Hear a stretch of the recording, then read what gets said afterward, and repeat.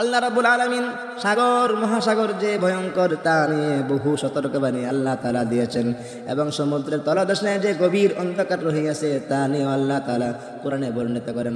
আল্লাহ তাআলা বলেন, আও কাযুলুমাতিন ফি বাহরিল লুজ্জি ইয়াগশাহু মাওজুম মিন ফাওকিহি মাওজ موج من فوقه موج من فوقه سحاب ظلمات بعضها فوق بعض إذا أخرج يده لم يكد يراها গভীর সমুদ্রের তলের অন্ধকার সদৃশ্য তরঙ্গের উপর তরঙ্গ যাকে আচ্ছন্ন করে, যার ঊর্ধ্বদেশে ঘন মেঘ রহিয়াছে। এক অন্ধকারের উপর আরেক অন্ধকার। যদি কোনো ব্যক্তি এই অন্ধকারের নিচে যদি তার হাত বের করে, কোনো সময় তার হাত তিনি নিজেই দেখতে পাই না। অর্থাৎ সমুদ্রের প্রায় 300 মিটার গভীর ঘন অন্ধকার রহিয়াছে। এখানে রহিয়াছে অভ্যন্তরীণ তরঙ্গ। এখানে বসবাসকারী প্রাণীদের নিজস্ব আলো আছে, সেই আলো দিয়ে তারা নিজস্ব হিসেবে চলাফেরা করতে পারে এই গভীরে।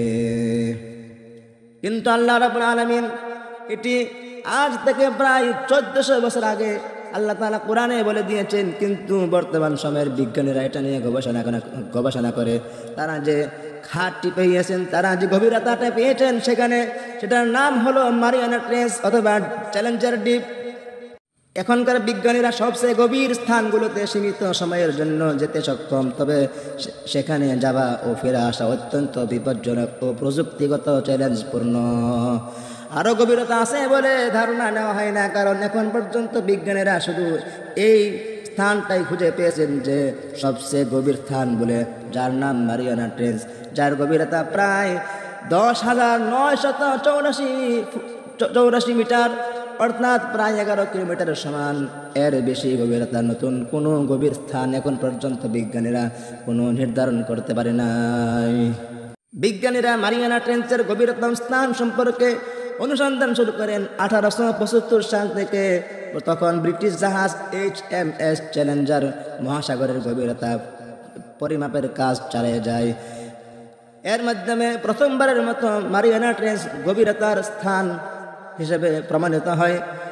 মারিয়ানা ট্রেঞ্চের তলদেশে প্রথম মানবযান অবতরণ ঘটে 1960 সালে, যখন মার্কিন যুক্তরাষ্ট্রের মালিকানাধীন ডুবন্ত যানটি এই গভীরে পৌঁছেছিল। এরপর বিভিন্ন আধুনিক প্রযুক্তি ও সাবমেরিন ব্যবহার করে নিয়মিত এই গভীরতায় তারা অভিযান চালিয়ে যাচ্ছে।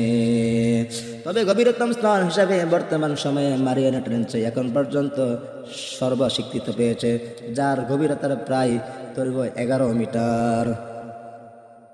সুতরাং এই গবেষণা আজ থেকে প্রায় 145 বছর আগে থেকে চলমান ছিল। বর্তমানে এটি প্রক্রিয়া চলে আছে।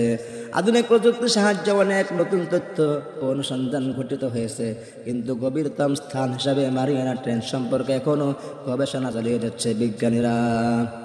এই মহাসাগরের এখনও বহু অংশ বাকি আছে। বিজ্ঞানীরা এখন পর্যন্ত তারা সুন্দর করে অথবা পুরোপুরিভাবে কখনো অনুসন্ধান করতে পারেননি।